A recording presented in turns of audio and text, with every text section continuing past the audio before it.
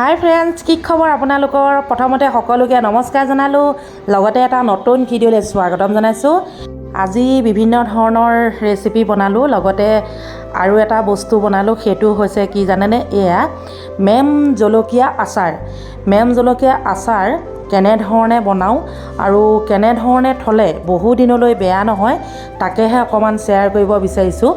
আপোনালোকে ভিডিঅ'টো চাওক, চাই নজনাটো শিকিব পাৰিব, লগতে যদিহে মোৰ কিবা ভুল হৈছে মোক আপোনালোকে জনাব পাৰিব।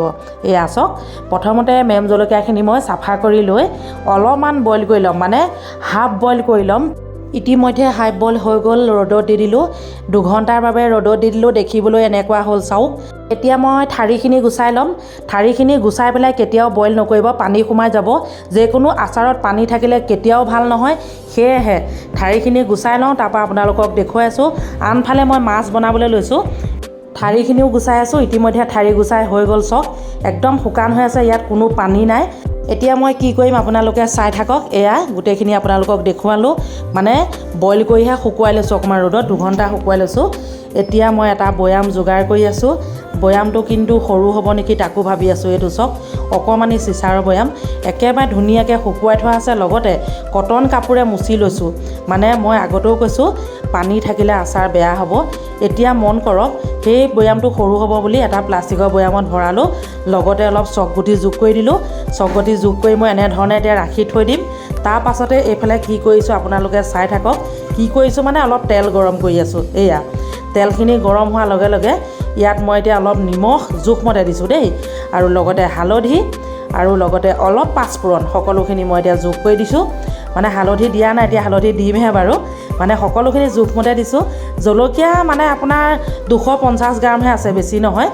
এয়া চাওক, লগতে অকণমান হালধিও দিলোঁ। মানে সেই বৈয়ামত যে ভৰাই থৈছিলোঁ জলকীয়াখিনি, লাহেকৈ ইয়াত ঢালি দিলোঁ।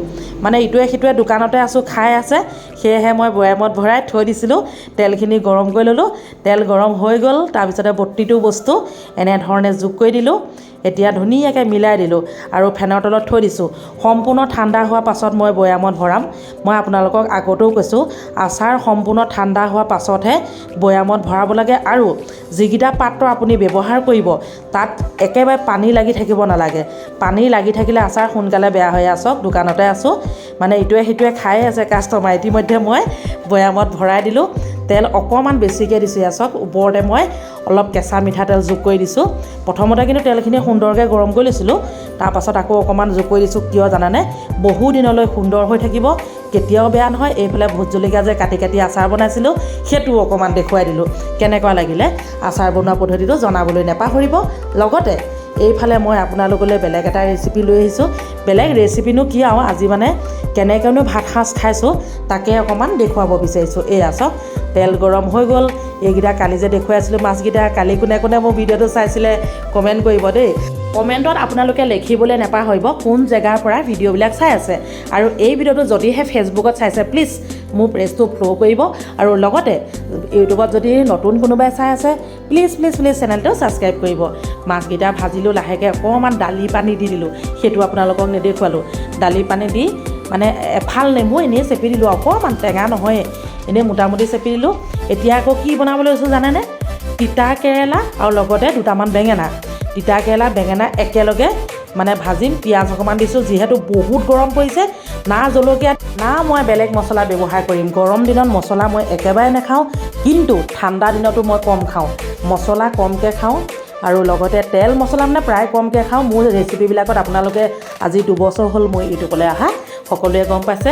একদম চিম্পুলকৈ বনাওঁ, খাবলৈ বহুত টেষ্টি হয়, হেল্ডি হয়, আৰু পেটৰ কোনো মানে অসুখ নহয়। সেয়েহে আপোনালোকক দেখুৱাইছোঁ। ইতিমধ্যে এয়া ভাত মানুহজনলৈ দিছোঁ। প্ৰথমতে ভিডিঅ' ক্লিপ এটা দেখুৱাইছিলোঁ, এইয়া চাওক, মানুহজনক ভাত দিলোঁ।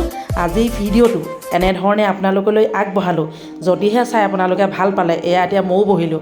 মানুহজনে আকৌ জলকীয়া এৰিলে, সেয়েহে মই খাই থওঁ বোলো অকণমান। দালিও অকণমান এৰিলে, ভাজি লৈ লৈছোঁ, এয়া ভাত লৈ লৈছোঁ।